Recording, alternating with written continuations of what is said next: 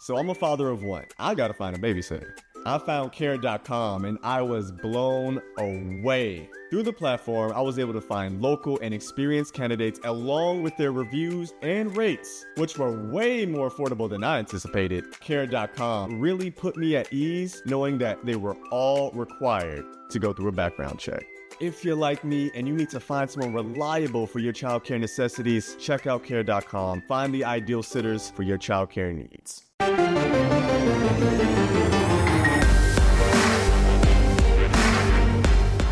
Welcome to the Powercat Podcast, GoPowercat.com's Kansas State Athletics Show.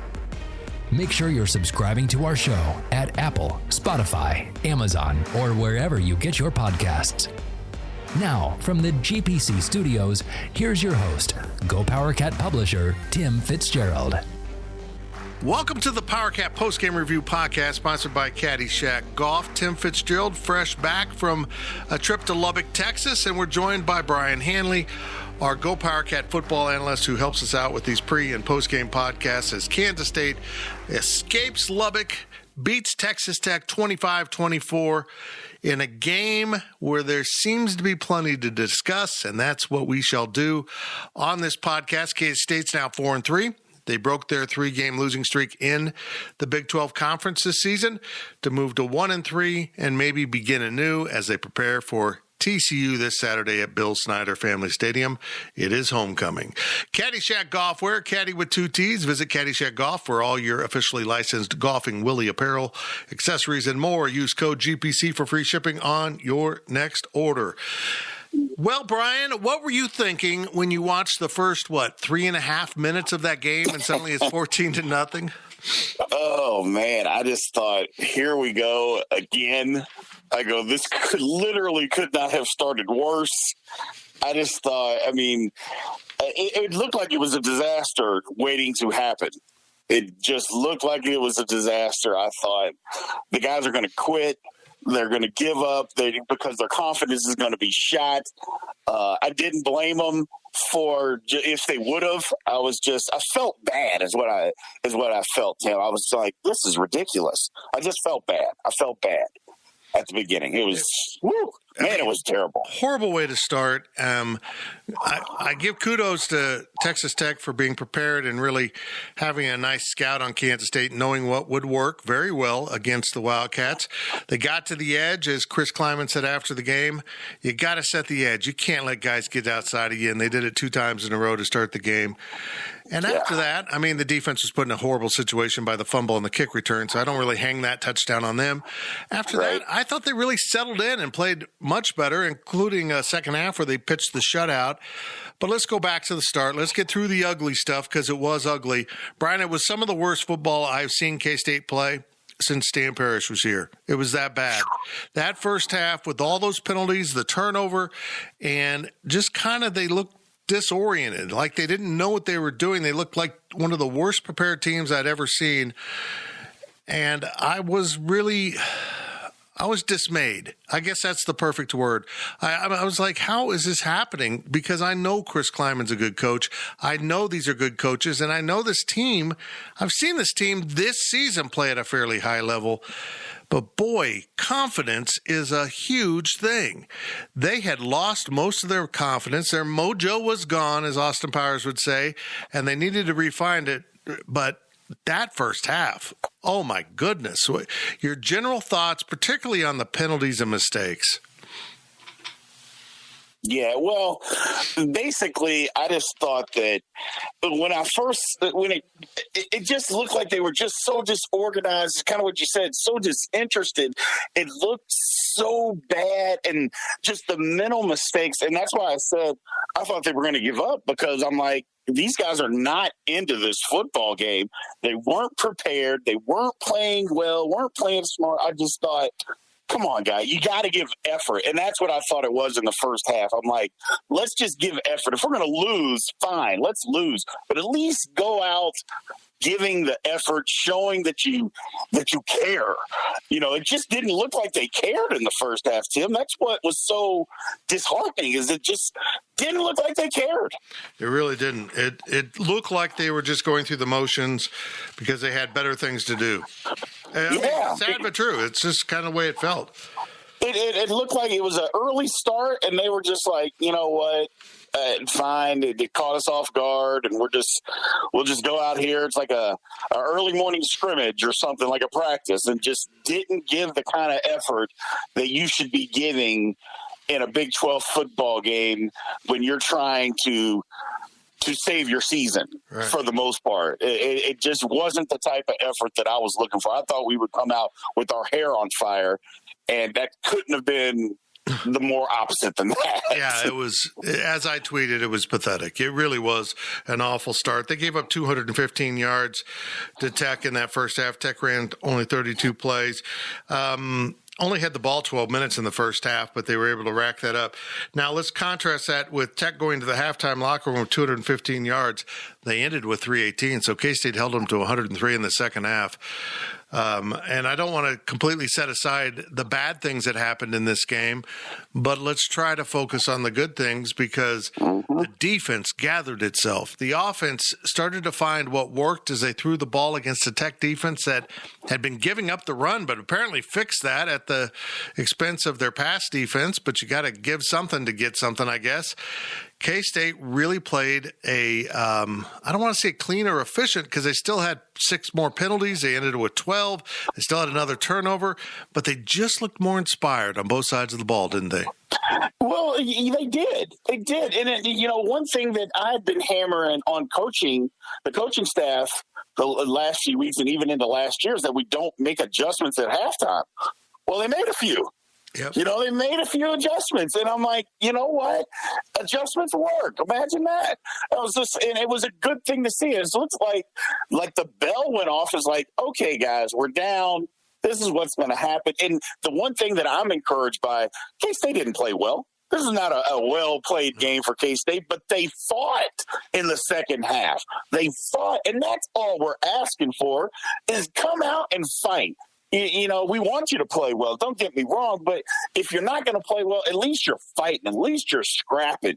You're not going to give up. And it was the exact opposite in the second half. I loved it. I absolutely loved it. I couldn't have been more proud of them, because this game could have gotten away. It could have been 45-10. I go quickly, and we didn't let it get that way. We just fought and fought and fought, and and again, we got in our way a few times, but we fought. And that's all that we're asking for. I was really proud of the guys. I got to admit this. I haven't seen many plays flip a game as dramatically as Felix Anudike Uzama's safety tackle in the end zone. What an incredible play, first of all. It's 1st and 10 at the 3 or 4, and they're just going to have a handoff that was way too slow in developing. What a horrendous play call by Texas Tech. But he said the tackle wasn't even looking him in the eyes, and he said, I'm taking that inside gap, and he just ripped through that inside gap inside that shoulder and was all over the running back before he knew what happened, and got just – it was – the poor guy never stood a chance.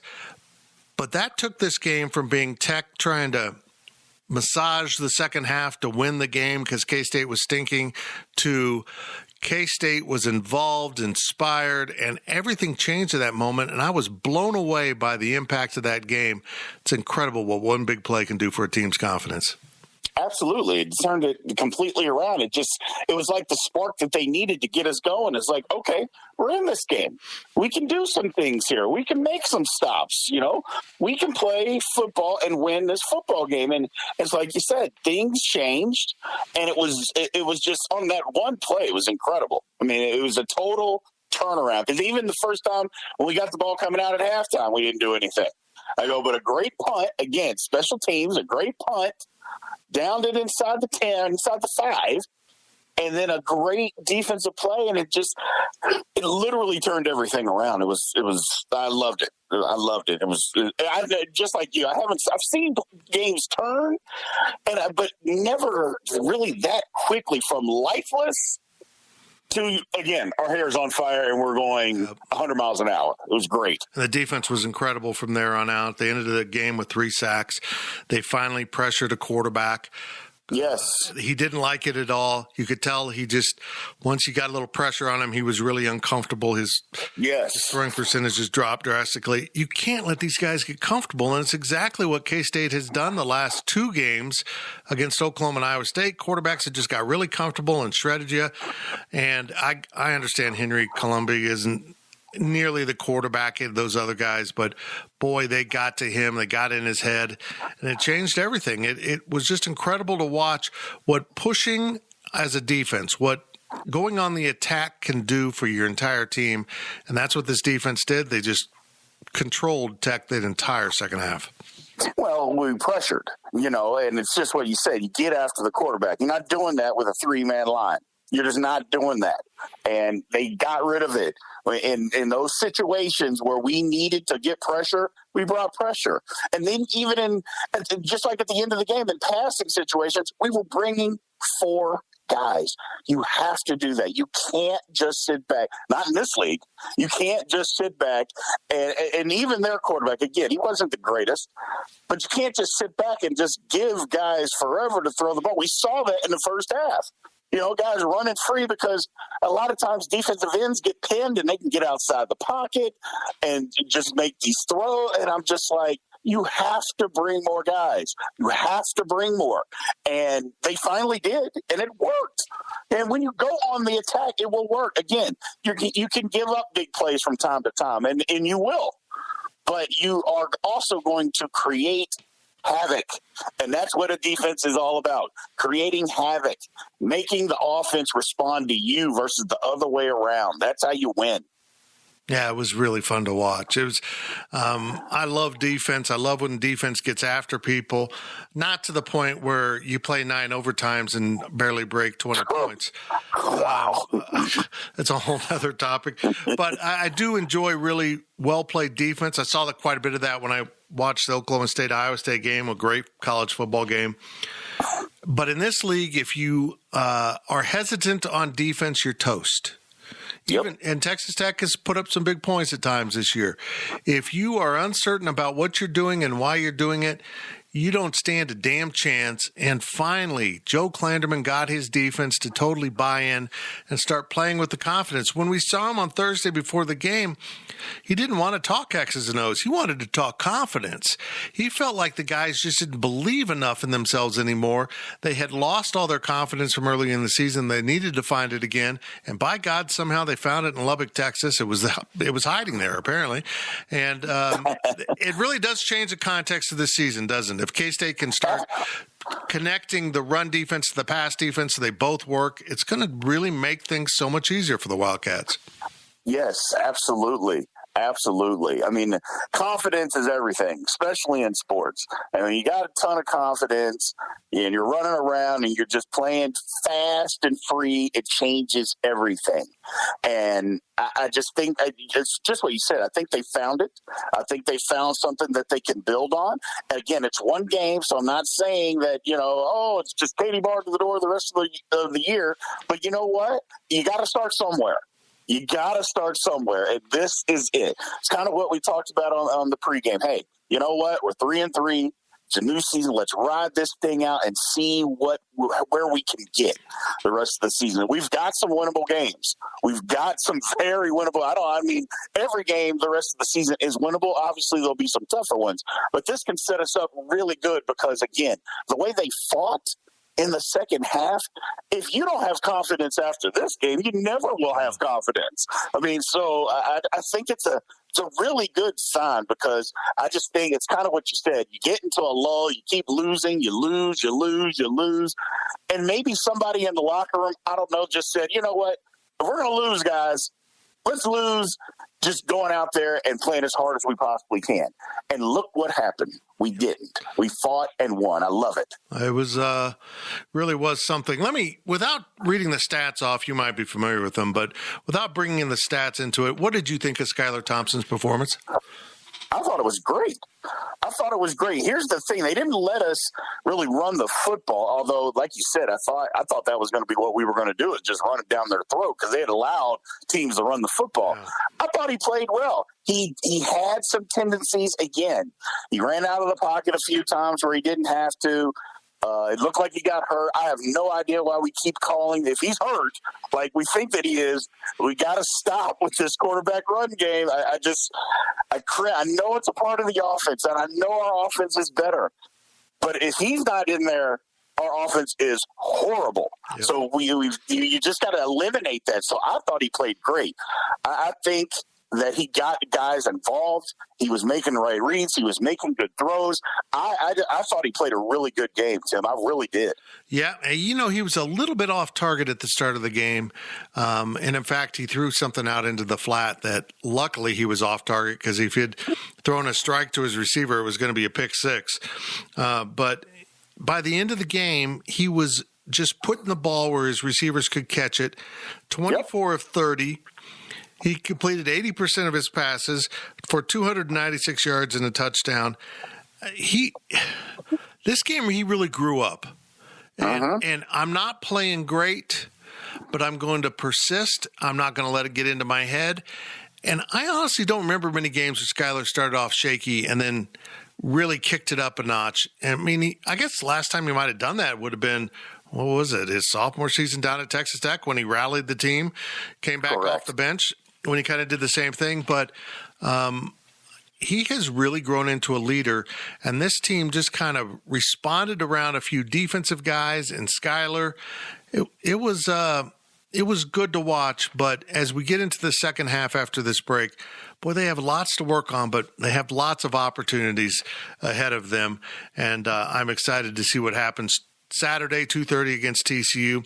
Let's put a little pause button here on this podcast. You're listening to the Powercat Postgame Review Podcast with Tim Fitzgerald and Brien Hanley as Kansas State wins at Texas Tech. We'll be back in a moment to discuss a little bit more about this game, but also look at the future for this Kansas State team that is now 4-3, heading into a really friendly stretch of its schedule.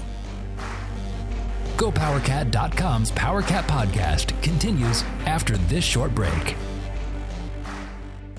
JamesAllen.com is the online destination to easily design a customized engagement ring and save up to 50% compared to traditional stores. You pick a diamond, whether it's lab-created or earth-created, James Allen has over 200,000 conflict-free stones. Then you pick your ring setting and metal. And if you need some help, they have real-time diamond consultations available, where an expert can walk you through it all. Get 25% off your order at JamesAllen.com, code podcast. That's JamesAllen.com, code podcast. Hey, I'm Ryan Reynolds. At Mint Mobile, we like to do the opposite of what Big Wireless does. They charge you a lot, we charge you a little. So naturally, when they announced they'd be raising their prices due to inflation, we decided to deflate our prices due to not hating you. That's right. We're cutting the price of Mint Unlimited from $30 a month to just $15 a month. Give it a try at mintmobile.com/switch. $45 up front for 3 months plus taxes and fees. Promo rate for new customers for limited time. Unlimited more than 40 gigabytes per month. Slows full terms at mintmobile.com. Welcome back to the Powercat Podcast. Now, let's return to the GPC studios. Welcome back to the Powercat Postgame Podcast, sponsored by Caddy Shack Golf. It's for K-Staters, by K-Staters, jackets, hats, polos, t-shirts, golf accessories. Caddy Shack Golf, where Caddy with 2 T's. Visit caddyshackgolf.com and use GPC for free shipping on your next order. Tim Fitzgerald here in the GPC studios after a lovely drive back on Sunday from West Texas. The key to survival on that drive is you go down one way and you come back another way. So you don't feel like you've done it twice. You feel like you've done 2 really long drives that are totally different. Go down through western Kansas, cut through, yes, that's right. Is it Hooker, Oklahoma, or Beaver, Oklahoma. One of the two. They're both out there. You come through part of Texas and you're like, is this Earth? Because it's so bizarre looking out there in northwest Texas. And then we stayed in Amarillo. And then we came back interstates for the Sunday drive all the way through Oklahoma City. A little bit longer, but it helps you survive. And survive is all you want to do when you go to Lubbock, and that's exactly what the Cats did, 25-24. But, Brien, they seem to have set the table for themselves now. I got to watch a good portion of the TCU West Virginia game, and I have to admit, I didn't think TCU was going to be as good as what the preseason picks had them at in the upper half of this conference. I didn't understand that. And they're not good. I mean, they've played some good games. They were dreadful at home against West Virginia. And here's the warning I have. It doesn't mean a damn thing about Saturday. They could come in here and totally gather themselves and play so much better and differently. Every game's self-contained. But you got to admit, TCU at home, go to Kansas, West Virginia at home. Those are some really attainable games. And now if Kansas State is a good team, they're going to start stringing them together, aren't they? That's exactly right. And that's why I think the second half of Saturday was so important, because it can set us up to do some things that last week we didn't think that it was going to be possible, or because everyone was down. Everybody was disappointed because we put so much into the Iowa State game. But you know what? Scrape it off. Let's start fresh, and we've got something that we can build on here, because just what you said, the next 3 weeks are games that we can win. Now, doesn't mean anything. Like you said, TCU, and I don't know why every year it seems like they have TCU ranked so high, and I'm like, what have they really done? I mean, but whatever. And it's starting to play out a little bit. I mean, they've played some difficult games, I guess you could say, and played well in spots, but they didn't play well last week or on Saturday. I can tell you that right now. So it won't mean a lot, but you know what? It can mean a lot to us, because you get drubbed, you can gather yourself and come in, but you know what? Our confidence level should be at, I don't want to say an all-time high, but we should be ringing on all cylinders. We should be hitting on all cylinders, or I should say, because the way that we came off that game and the way that we fought and came back to win, that it has to carry over into, number one, into practice, and two, over into the game, and to bringing something special that comes for the next few weeks, and for the rest of the season, I should say, because you don't often start a football game that horribly and then come back and win. It just doesn't happen that often. So if ever, and to be able to do that, it's got to send the guys' confidence level, like we've talked about, through the roof, and set us up for something really, really nice here over the rest of the season. Yeah, I mean, they got knocked down in the first round and got up off the mat and fought to the very end and got the decision. It was really impressive, and they should be proud of themselves. But boy, Brien, they got to clean up these mistakes. 12 penalties is absurd for almost 100 yards. Yeah. You're just killing yourself. Yeah, and like I said, we didn't play a great football game. We didn't. And that's the one thing that we can we can hang our hat on, is we didn't play well, but we still won the football game and had to come back to win the football game. This was not a very well-played football game by Kansas State by any means whatsoever. But we were able to fight and come back and win, and that is the sign of something that I think we should all be very happy about, is because we didn't play well, came back and win, but we got stuff to clean up for sure, because these penalties, I mean, that's going to come back to bite you sooner or later. I mean, it obviously does, but I mean, we're not going to win too many games with the kind of penalties that we have that are out there. And it's hand placement, not moving your feet, with these holding penalties and these pre-snap penalties. I mean, it's not like, I know they had a decent crowd there, but it's not like it was earth-shattering to where you couldn't hear anything. I mean, these pre-snap penalties are just ridiculous. Yeah, it was that was the most frustrating for me, the false starts, because honestly, it wasn't a great crowd. Texas Tech's in big trouble. I mean, you think fans have turned on Chris Kleiman. They're done with Matt Wells, and they were hired at the same time. I mean, they're done. I would say, I don't know what they listed. What do they list attendance at? Let me look at the stats here real quick. Well, did they list it? Is it up top? Oh, they listed 52,000. There's no way. Bowl, whatever, I can't say it. It was about 25,000. Yeah. Oh, my God. It's a 60,000 seat stadium. I don't think it was half full, but at most it was 30, maybe 25. People are done with it. And when you stop and think about what this game meant for Texas Tech, let me just read this off. Next week, they get to go to Oklahoma. The week after that, I guess it's another week. They get an off week in there. They play host to Iowa State, then they play host to Oklahoma State, then they go to Baylor. They've gone through their easy stretch of their season.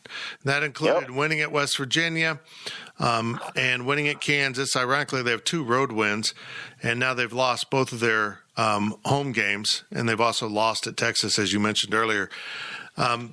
But for K-State, it's the opposite. They've gone through some of their toughest stretch now. And by the way, Iowa State's real again. They might have had their problems, but they're back to being Iowa State. They looked really good against Oklahoma State, just good enough to win. But now I feel like K-State knows what the highest level of this conference plays at. They competed at times in those games, but not nearly well enough to win. But now I think they're prepared for these games and coming off the confidence of winning, because Brien, they were done if they lost. I mean, they were in big trouble. Yeah. They might beat Kansas and that be it, because they were really down in the dumps after thinking they were going to roll through the season at 3-0 in a non-con. But I feel like they've got some confidence, and hopefully they gather themselves and play much cleaner against TCU, because Gary Patterson's team may not be great, but you can't give him opportunities or he's going to cash them in. But I'm optimistic. Right. I'm really optimistic about the rest of this season. I am very optimistic. Like I said, I just wanted the guys to have a clean slate and come out and fight. And now they're fighting. This is a winnable game. I know that Gary Patterson gets a lot of credit and their teams play hard. And they do. They play hard, but they don't always play well either. So this is a game that we can win. I think this sets us up to run off a few games in a row. And then the last 2, and then go fight. And then go fight, because I just don't see – I know that Texas is going to be tough and Baylor's going to be tough, and I get all of that. Trust me, I get all of that. I just see us being able to go and fight the rest of the season and pull off a win that we don't think or maybe shouldn't, or whatever the case may be, win a game that we're not supposed to win, supposedly. I just think this sets us up really well. And this was a key game. It just was. It's just what you said. The season would have went sideways. We all know it. It would have went sideways if we would have lost. And I think maybe the kids thought that and figured that out at halftime, Tim, is like, do we really want our season to go sideways? Are we really giving up here? No, we're not giving up. We're fighting hard. We want to be successful. We want to win football games. And they came back and did it. I think it's going to be really, like I said, a confidence booster that you just can't get yourself. It's something you have to give. And I don't know. It's hard for me to describe. I apologize. It's just I've never really seen it happen like this, Tim, where a team, they're literally dead, and they come back and fight and win. Well, we're going to find out something about Baylor. They play host to Texas on Saturday, 11 a.m. game down in Waco, and I think their head coach might be in Baton Rouge next season. We'll see how that plays out. Right. They still have TCU and Tech ahead, along with Kansas State and Oklahoma's the week before K-State meets Baylor. So they have a lot ahead of them. But all eyes on TCU for right now. And TCU knows it's in trouble big time right now in the Big 12, because you can't lose at home to a like team like that. And then off to Kansas. Let me get your thoughts on Kansas. So I don't know if you caught any of the Oklahoma game. That was fascinating. That just shows that you better show up and be ready to play, because Oklahoma's tried to just sleepwalk through that thing. Everyone admits it. You know, it wasn't like KU played out of their minds. They just showed up and were efficient, and Oklahoma didn't want to participate until the fourth quarter. Very fascinating. I hope it didn't wake KU up in any way. I don't think it did, but Oklahoma's good, but you can't just go through the motions. No, you can't go through the motions. And they did. And let's just call it what it is. They did. They went through the motions, thought it was going to be, a varsity versus JV game, and it turns out you got to come and play football. You can't just walk out there and think that you're going to beat somebody, not at this level, and not have to play at least hard a little. And it doesn't seem, and I didn't watch much of it, or any of it really. I just kind of saw some highlights, and I'm thinking, man, they must have not played hard at all, and then when they started to play hard, then the game turned. I'm like, well, this is ridiculous. But and I don't think it's just what you said. I don't think that KU, I think this is one of those games where they got a little confidence early. Oklahoma probably, must have turned the ball over a few times, and then Katie barred the door, and all of a sudden it's a football game. And it's just what you said. Well, you give Division I athletes a little confidence, and they can stick around for a while. That's what's going to happen. They're going to end up playing harder and harder and harder, and that's what happened. I've seen it too many times. It's college football, emotions. When you're dealing with college kids, that's the way that it is.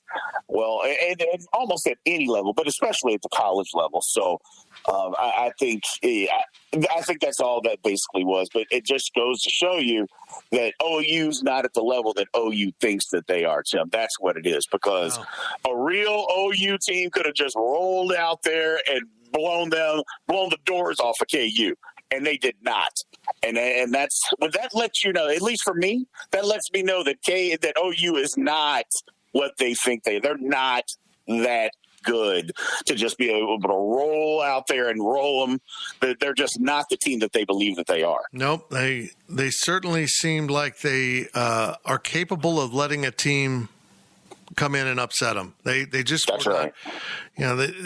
When you play like you don't really have to try, you find out you have to try.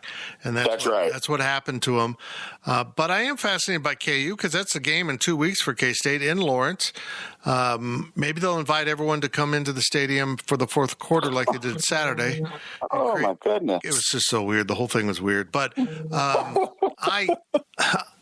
I'm anxious to see how K-State plays in that game. We've got to get through TCU first, because if K-State just comes out and takes care of Kansas, that's 5 wins. If they win on Saturday, that would be the 6th win in Lawrence to get them bowl eligible. And just a week ago on this podcast, we were pretty doom and gloom for good reason. And now it's amazing what one win will do for you, even if it's ugly. It just kind of changed the forecast that a lot of us had for what was going to happen in the season. Yeah, I think it did. And we were doom and gloom. And I even, had apologized to a few people because they asked me about it. And I said, but, I'm just talking what I see. And this is what I see. And now I see something different. And that's a good thing. We're here to be honest and talk about it. And now it's something different. And just that one win changes everything. Now, if we come out and lay an egg on Saturday, we'll be back to where we were. So we can't be laying eggs on Saturday. We got to come out and fight again. But you know what? I think the kids understand that. I think they understand that we got to play hard. Now, we got to play a lot smarter. Got to play smarter. These penalties are driving me up the wall. So as long as we play hard and we play smart, we are going to be okay. Be okay. I'm totally with you, brother. I think this team will be okay. I think these coaches will get these mistakes cleaned up. And it's really just kind of about focus, isn't it? I mean, you just some penalties happen. You get your fingers caught in a face mask, or you get called for a hold that doesn't get called 95% of the time. Just some things happen in the course of a game, but false starts and blatant holdings, and I just feel like they weren't totally locked in, and they'll get there. Right. Right. Well, false starts it's mental, and blatant holdings are the same thing, because blatant holdings means you're, and I can say this as an offensive lineman, it means you're being lazy. You're not moving your feet. You're not driving your feet, or you didn't see the guy slanting one way or another. That's you. That's literally on you not giving the effort that you should be giving, because technically you hold on every play, but you're not going to be able to, it's not going to be called when you're moving your feet, driving your feet, but when you're out of position and then you hold, it pretty much gets called every time. And you're out of position because you're not doing what you're supposed to. The effort's not there.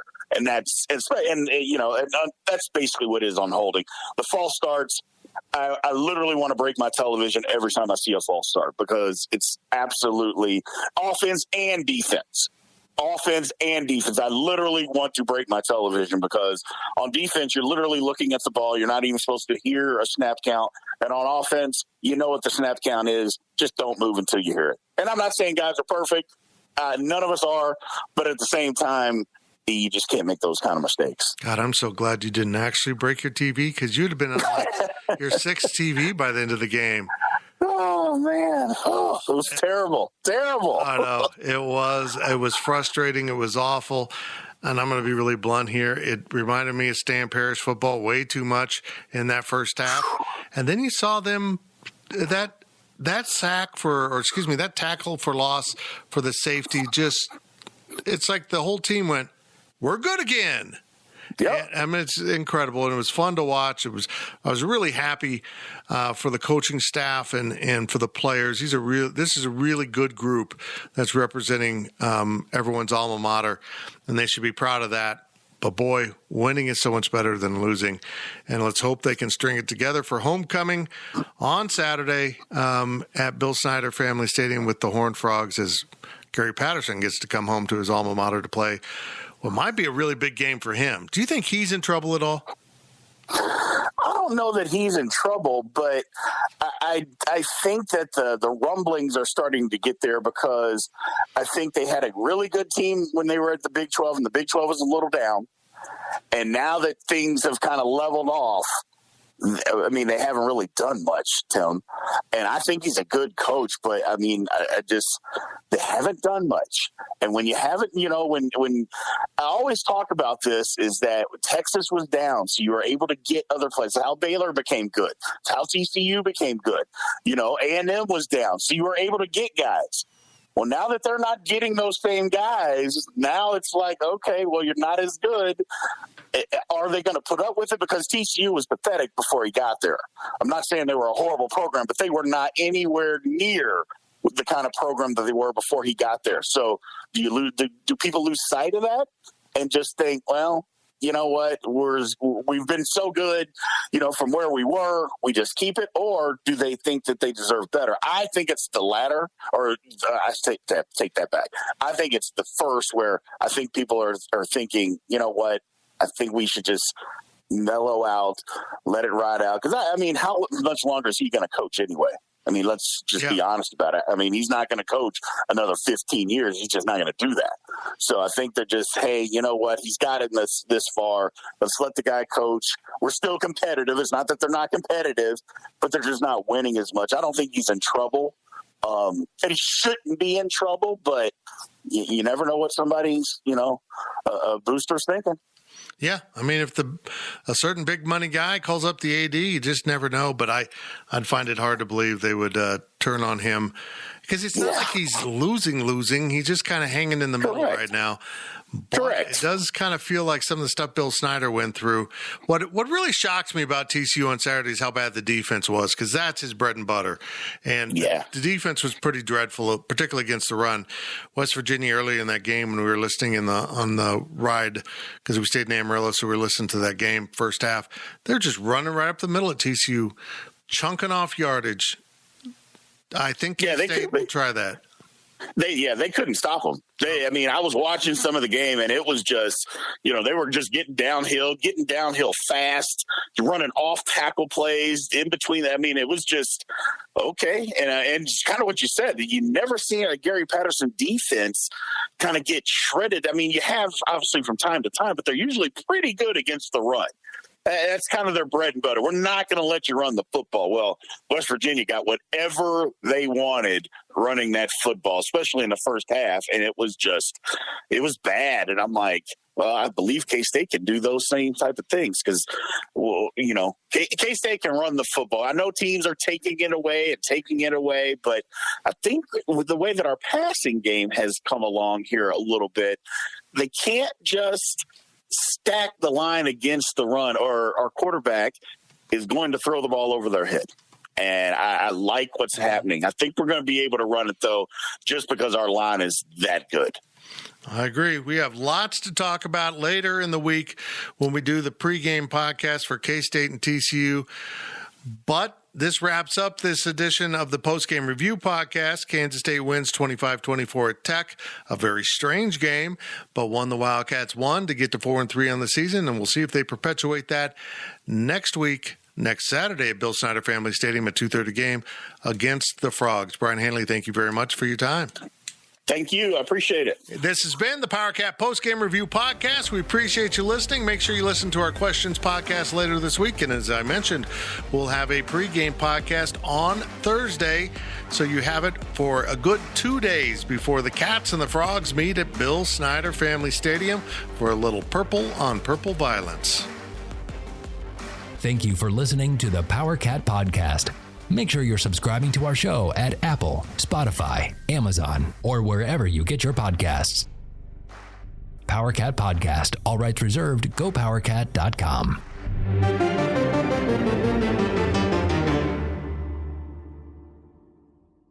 With Blue Link Plus, you can access your Hyundai Tucson Limited remotely. Doors unlocked, temperature set, lost car found. There it is. Get complimentary class-leading Blue Link Plus. Call 562-314-4603 for complete details.